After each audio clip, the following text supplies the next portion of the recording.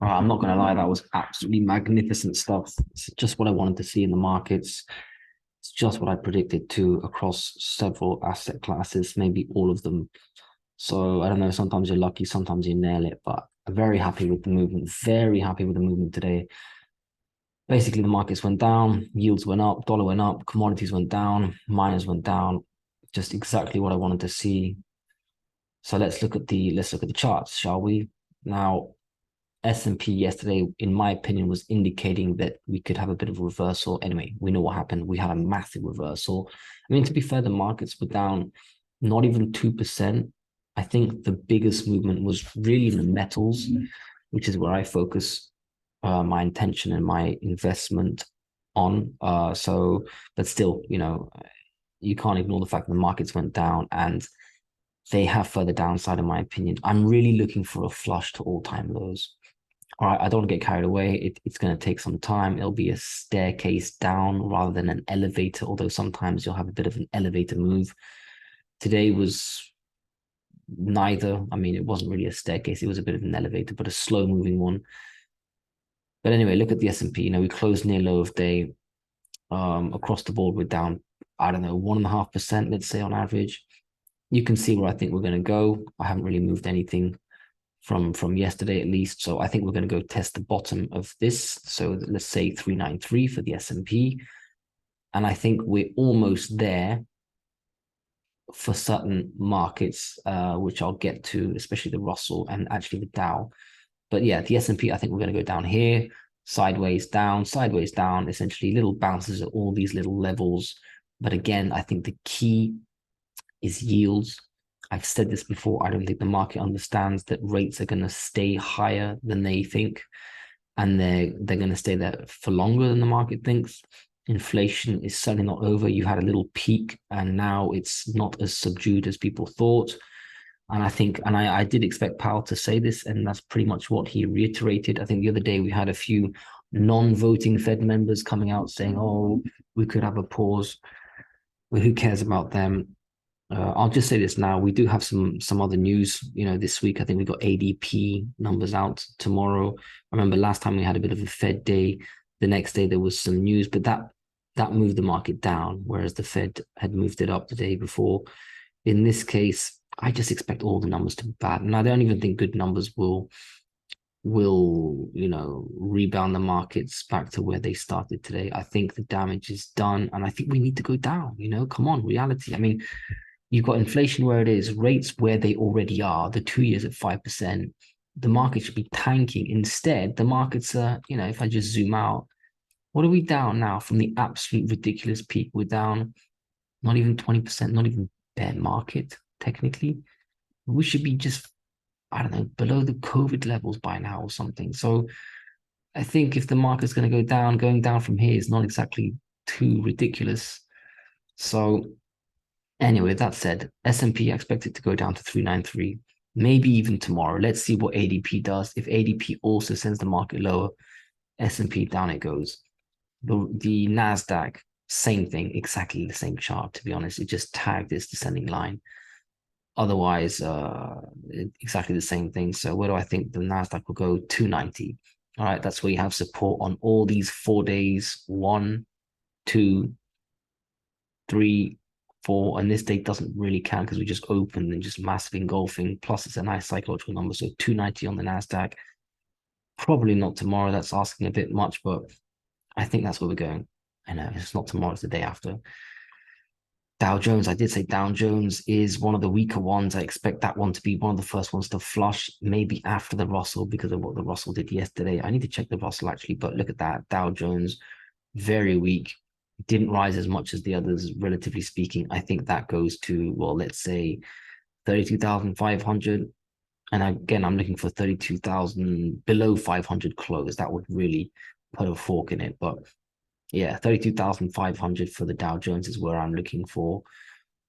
And again, these will start to flush their lower levels after that. Look at the Russell. This is what I thought. After yesterday's candle, I thought, wow, that's very bearish. Going down here, if we have a bad Fed day, which we had, which is what happened. I did say the other ones won't really get to their level because it's asking a bit too much, but the Russell would, and it did. And look, the Russell will crack this level tomorrow at some point, in my opinion. I'm very, very sure about that.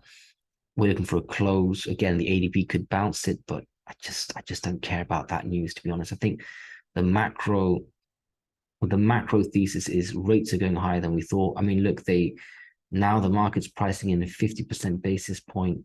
I think it's 50% now rather than 35% yesterday.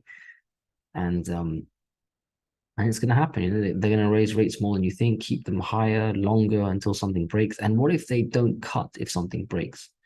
Everyone thinks they're just going to cut straight away. Maybe they can't. Maybe inflation, and in my opinion, inflation is the worst thing possible. High inflation. I'm not going to say hyperinflation because that's, where it goes up like 50% a year. It's talking like Lebanon, Turkey, Argentina, Venezuela style stuff. I don't think we'll get there, but I mean, if we do, it's just over. And I think it's the biggest threat. So if a bank's going down or if, unemployment goes up, maybe they won't cut rates, at least straight away. Then you really got a tanking market. So anyway, I think we're going to go lower. I think the Russell will lead the way, then the Dow Jones, and then these two, the S&P and the Nasdaq, will follow together. Probably the Nasdaq will beat the S&P on the way down because that's what happened on the first wave down. It makes sense. It holds most of the speculative assets. So Russell, Dow, Nasdaq, S&P, and we'll start with the Russell. I'll really watch the Russell tomorrow. VIX, don't care, should be all the way up there. It's not. I absolutely don't care about the VIX. I may just delete it. Let's look at yields. The most important thing. Look at the 1 year. My God. It's just the last time we had a candle like this, look what happened. Massive, massive green candle, closing the high of day, just kept on going to the next level.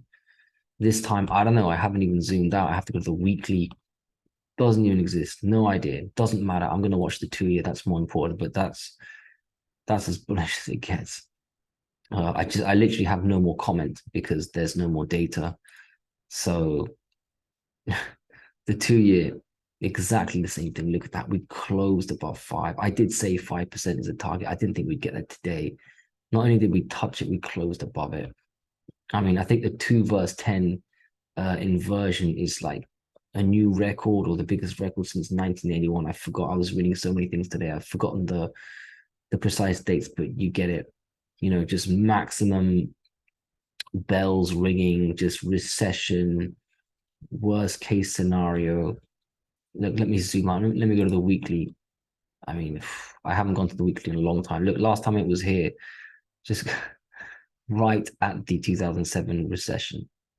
And then it went down probably as they printed just to bail out of the recession. But I mean, if it goes, and we've got more debt now, a lot more debt. We had a lot more debt before COVID. Imagine now when we sort of money printed directly, MMT style. I mean, it's so obvious that we have a problem here. And, I'm just thinking back a few days ago or a few weeks maximum, people buying these moves. And it's just so funny, you read these articles like Wells Fargo, Morgan Stanley, Bank of America, they're really bullish, and then 3 days later they're really bearish. It's just, and it's like these analysts who come out and say something is a sell after it's down 70%.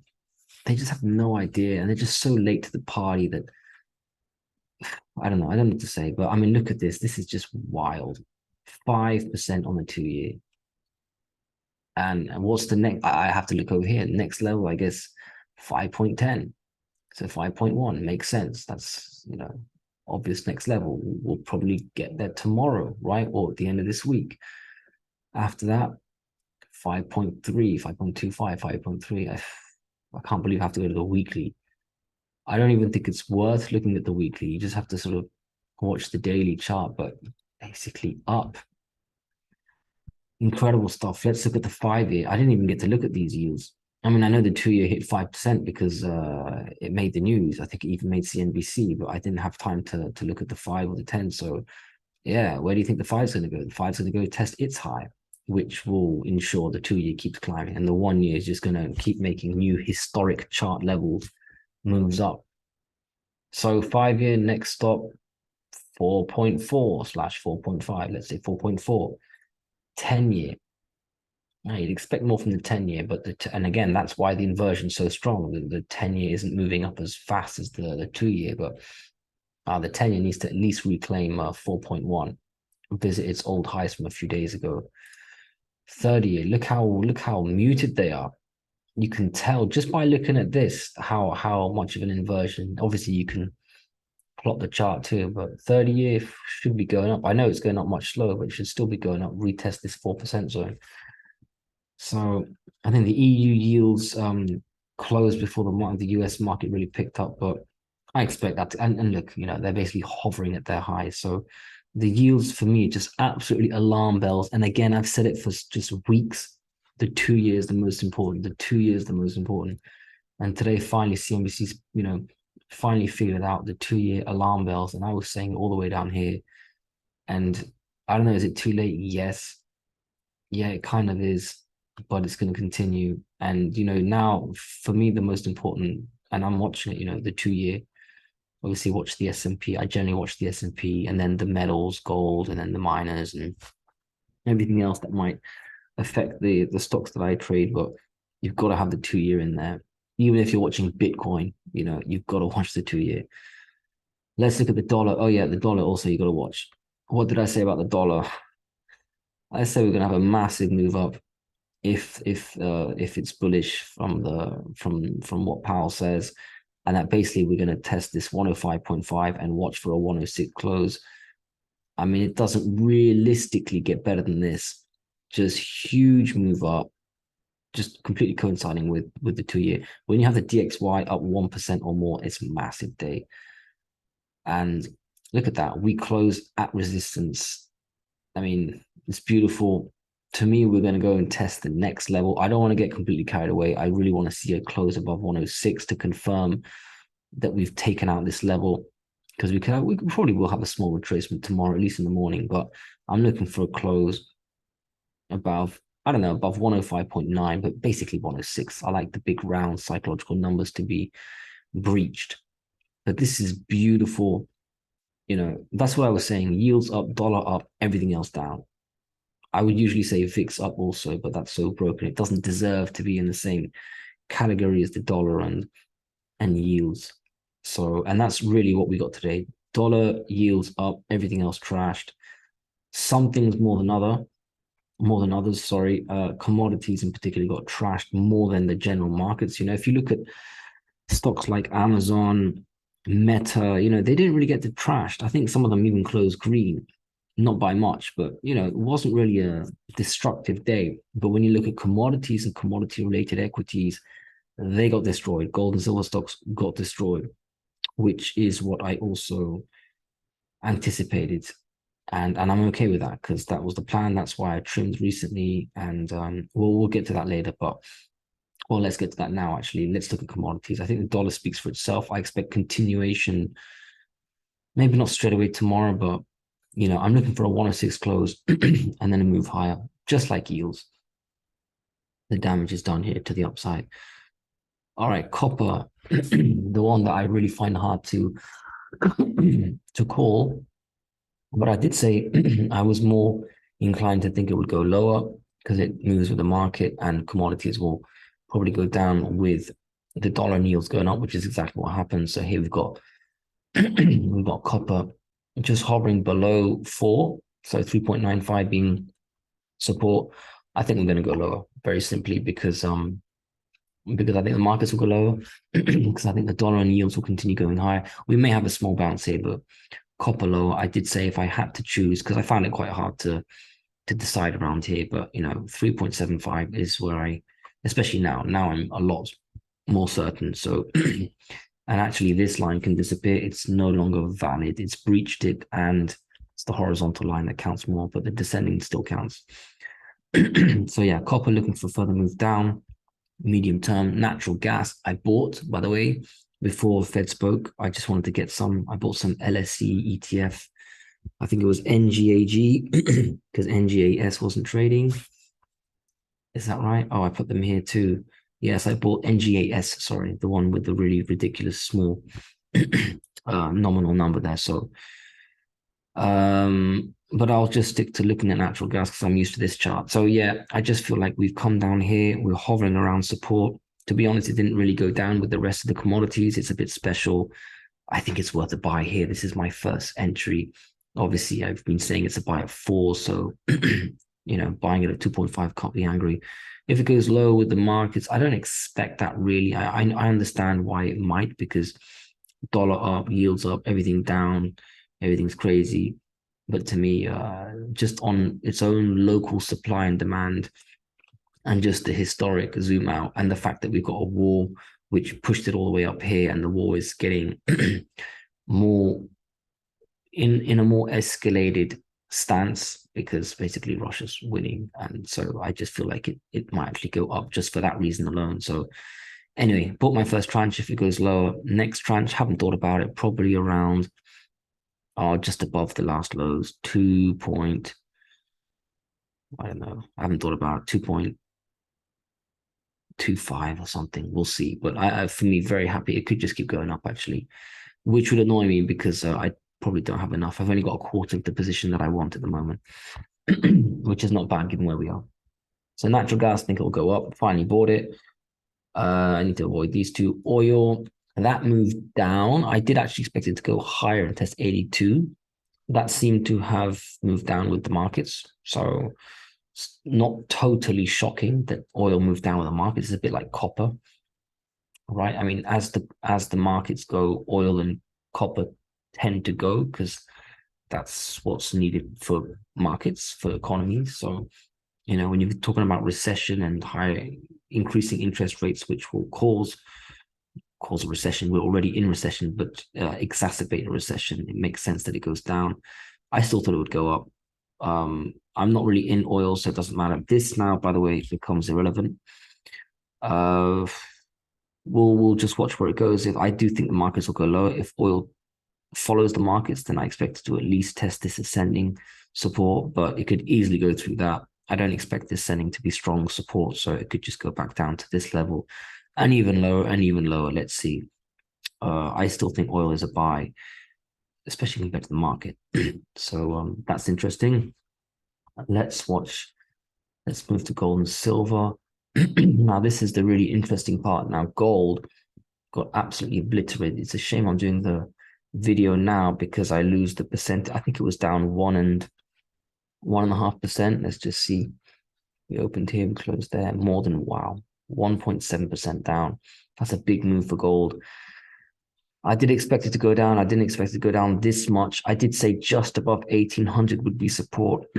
Now, we didn't get there today. I did expect maybe it would take 2 days. Looks like it will, but I mean, we'll get there straight away tomorrow, maybe even tonight. I do expect 18, just above 1800 to hold, but that could just be an intraday bounce because, tomorrow's a long day.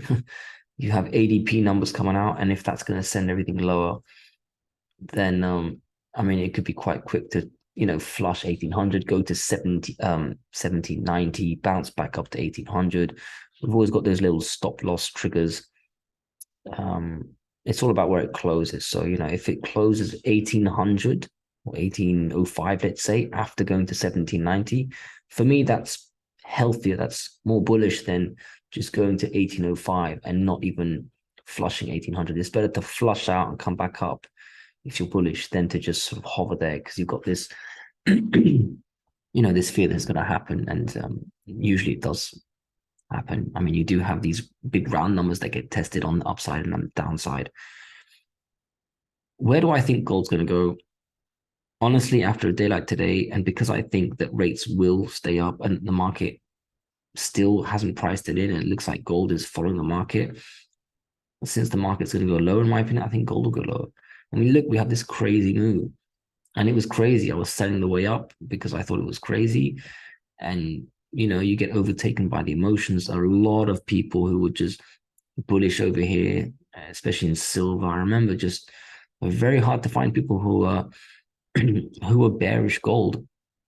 And I'm very bullish gold long term. So, it was hard to be bearish when it looked so strong. And even me, I remember I was starting to worry, oh my God, I may have to chase some miners. But thankfully I was just constantly selling on the way up. And now I'm, buying on the way down. I did nibble a little bit today, but I'm still cautious because I think we're going to go lower. I think we're going to go to 17. let's say 40, this zone, I think it's possible. Not straight away, not even tomorrow. I think tomorrow will close above 1800, but I do think it's coming, you know, because I think the markets are going to reach their lows, reach their old lows. Again, it will happen in stages. You'll bounce to the next level. For example, I think something like, we come down here, we flush, we recover a bit, we go sideways, but essentially the market resumes its downtrend. But okay, not in one go, but I think we're going to visit this area. And then we'll bounce, of course. There'll be a strong gold, tends to bounce quite well, but I'm not sure. I'm not sure if from here, if we're going to flush 1700 and go all the way back down here. I don't know about this, but I do think we're going to visit this area. And if we look at silver, silver's very weak. Look at that. Look, it was like down 4.5%, which is beautiful for me because that's really what I wanted. I thought we would visit here because I thought 2% is doable on a Fed day, but to go right through that and then down almost 5% is huge. So, and I was saying, look, silver was weaker than gold. The miners were weaker than the metal. The juniors were weaker than the seniors. I said that's the kind of thing you see before, not necessarily before, but just indicating that it's bearish. The sector is bearish, and today you really found that out. I think obviously we're going to bounce at ascending support, which is very close, just like gold support is very close. So I do expect a bounce tomorrow. Like a visit, a flush, come back up, and sort of like a sideways green candle. So like a little hammer. So a bit of sideways action tomorrow. Probably a bit of a buying opportunity if you're looking for a little bounce. It's just like this flush down here. I bought this. It went up there. I sold it. I still own a bit of what I bought here. But still, I nailed this little 5-10% move, especially in some of the miners like Discovery Silver, for example. If I can just segue into that very quickly. I mean, there were quite a few, but look at Discovery. I bought that drop, sold that pop. And I was mentioning at the time, I think it was 87 something. I sold it at right back down. I bought it back today because I remember, oh my God, I can buy it just under 76. I was selling this at 87 or something. And these are huge moves, these like 10-15% or something. Right back down. And it's in like several trading days. All right, I'm not going to go into all the little buys and sells that I did over the last couple of days. The point is to trade the bounces. Sorry, I jumped ahead of myself there. But silver, for example, I do feel like it could go a little lower and bounce here on the ascending, just like gold. A little lower, bounce on the ascending. And that's an opportunity to just nibble in. I say nibble because I do feel like gold's going to go lower. But what's silver going to do? Because if silver breaches this ascending, and I remember thinking that's crazy to think that we're going to visit this area when we were all the way up here, the 24 zone. But there you go. What a difference a couple of weeks make. If we do take out the ascending, let's just zoom in. I mean, fast forward just a couple of days. I know that $18 is very strong. I know that this level is pretty monstrous. We saw a huge move up. And, tried to flush it several times. The chart looked really bearish at some point, but just a lot of buying. So if we flush this zone, I think we're going to start getting pretty strong buying just above 18. And this will take probably a few weeks, 2 or 3 weeks, if silver market remains bearish, just to visit this area. But it's just to feel a little more confident to buy, if buying just around 20, just below 20. And that is a big number, by the way, that we're near. We closed at 20, just above 20. But if we start to flush 20, you could have a bit of a drop. Well, anyway, let's see what happens. I do think we'll touch this little ascending support. We'll go sideways. Not a big down day, but it's just, fast forward a little bit. If we're going to go lower, and I do think gold has a chance of going all the way down here, which is a move from where we are now, 4% lower. That will entail silver going down at least 4%, probably more. It has to move down more. So we could go visit the sort of mid to low 18s. think the first stop will be this area here, maybe 19, maybe in $1 increments. Anyway, let's see. I need to really think about this because this is fresh off the press. I haven't really looked at these charts in this sort of zoomed out fashion. So I'm sort of thinking out loud here, but the move was spectacular today. And what we do have is support nearby for both gold and silver. So that's all we can think about for now. Let's just see what happens tomorrow, especially with ADP.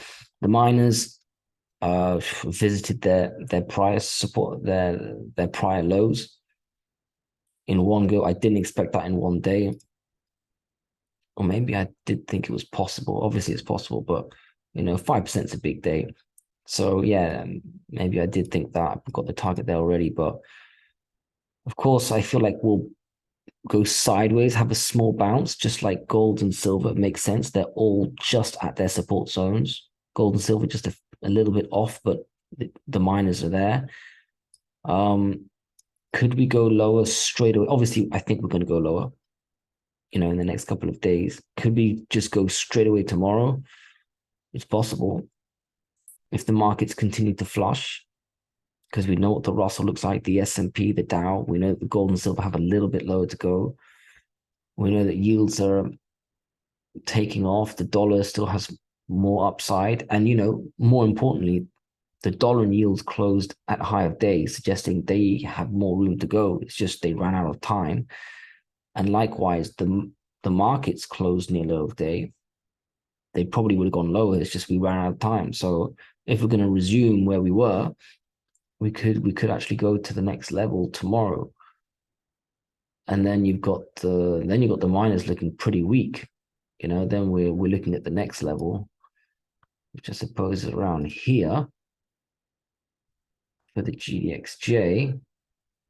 And we do have a little bit of a gap in both. You can see it here, 23 on GDX and let's say 29 on GDXJ.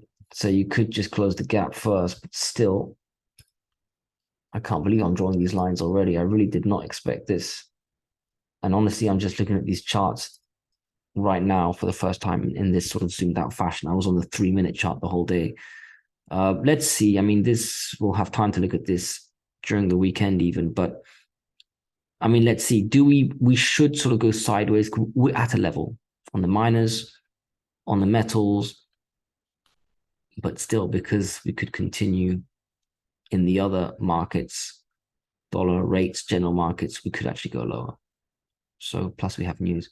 Anyway, fantastic stuff. You've got to price this in. You've got to not go all in. You've got to sell something when you move up. You've got to have a strategy if it goes up, if it goes down. You've got to spread yourself across different miners, for example, unless you're trading the ETF. Times like these, when sort of experience and skill and all these little traits kick in and make the difference, because if I just held the whole time, my account would be worse. And these little nibbles that I do in and out, buying and selling, and even here when I thought I sold too much too early, no, I didn't. Even my first sells were worth it. My first sell was here, really. My first significant sell of the buying that I did down here was here on this breakout. And then I'd sell again a little bit, buying back, selling. And then here I was really selling too much, really worried that I have to buy it back. Well, no, it was fine. I didn't buy back until all the way down here. I bought back, I think I bought back twice, 1830 and 1800 on gold, sold one of those tranches pretty much. And now we're back down here and I bought this zone. I bought back a little bit for 1 or 2 stocks, like Discovery that made almost 20% move, 15% move. Other than that, I'm good. Next level.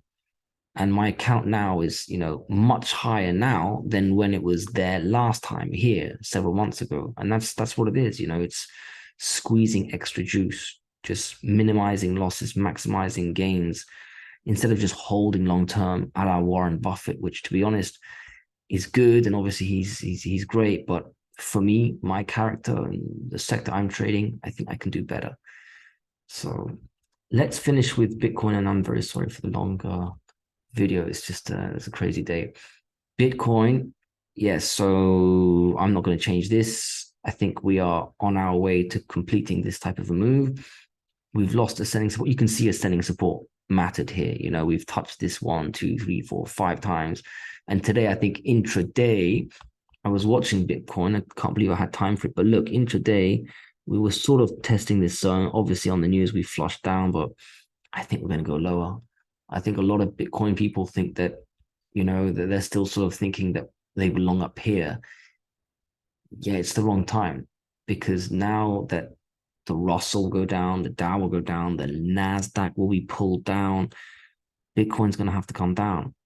Bitcoin does not do well when rates are going up, when inflation, same reason everything else went down. Bitcoin did not.